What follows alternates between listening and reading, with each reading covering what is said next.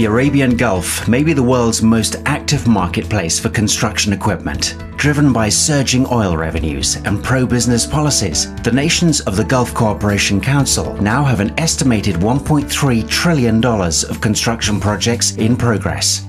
And with population increasing rapidly and oil income over the next 2 decades projected to reach $24 trillion, this construction boom will be sustained.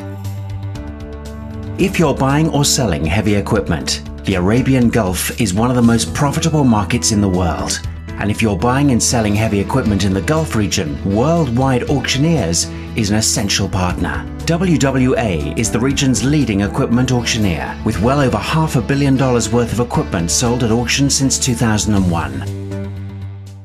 With emphasis on the infrastructure development in many African countries, how do you view the growth of the African economy?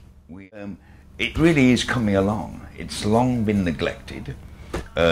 East Africa, of course, is very close to us because logistically, no problem. Down to Mombasa, and then the West Africa is where the money and the action is at the moment. And regrettably, we're not getting as many clients from West Africa as we would like.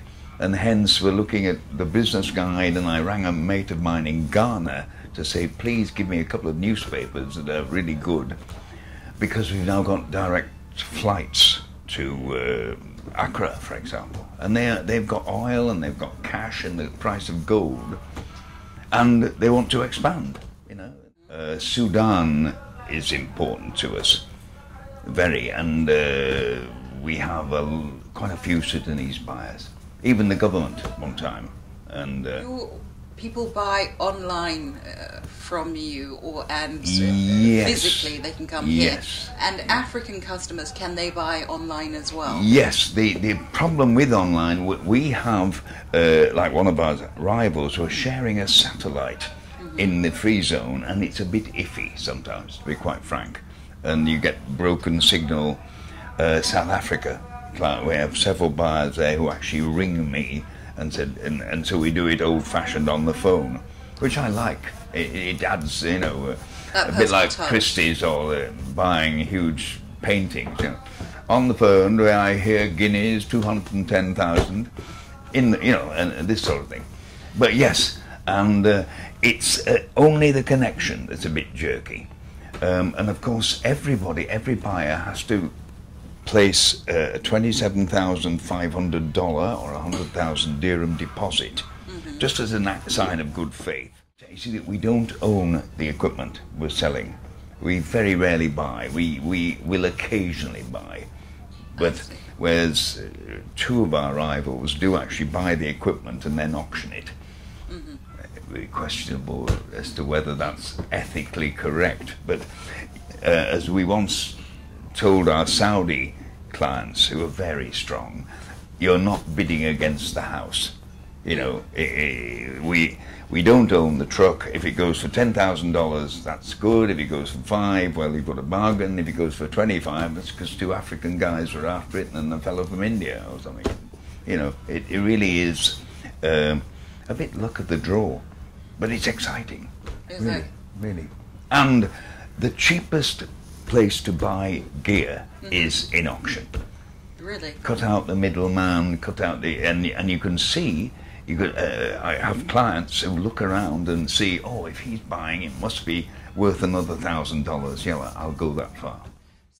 So with your equipment, when you, I suppose when you broker it, do you actually have a mechanic that will go over it yourself? Or yes, three days before the sale, a chap can come and our guys will start it for him.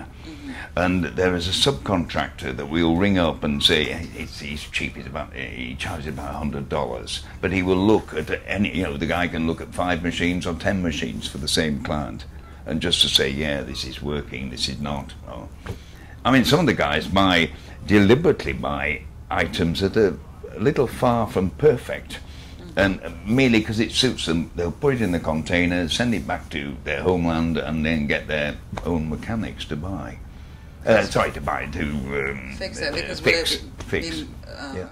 Do you feel that the Business Gulf Africa has helped you penetrate the African markets? Very much so. In fact, I get, it's quite frustrating, I must have a word with them. We get a lot of inquiries, and some of the stuff, if it's like 8 weeks till the auction, he's obviously not going to wait that long. So we do have a coterie of good friends, good auction friends, who always put their equipment in our auction, and we feather it out. And unfortunately, sometimes lose the guys because because it can make a new chap to auction quite nervous, But we do use it, and of course now that Africa is honestly on the up and up. Has been for a couple of years, but nobody believed it. Yes. Almost, I think their PR needs honing a bit. I mean, especially it is brilliant for Africa at the moment. But yeah, immensely, and we get a lot of inquiries. I do feel that many inquiries that come from Africa are not precise enough. Right. I want a D8 bulldozer, for example, which is the bread and butter of the industry. I want a D8, and I want between this year and that year because of price. Particularly in Arabia, condition does not actually drive price. Year does, model year, very much so, and which is why so many Indian people ring up for old cranes. They're built solidly, no computers and whatever, and they feel the price will be right. And so how many inquiries do you feel that you get from the Business Gulf Africa? About 6 or 7 a week. Oh, that's quite a lot, really. Yeah, and it's not yet quite turned into a huge crowd of guys who are coming to the sale. I'll tell you who do pick it up. A lot of Indian merchants, both in the east and the west. In fact, I always thought that West Africa was full of Lebanese merchants. But in fact, there's some Indian chaps who are coming over, and a couple of Italian fellows come over. They read this, and they have good connections over there. I'm hoping that Emirates Airlines will do their stuff and bring more buyers. There's still a nervousness about auctions.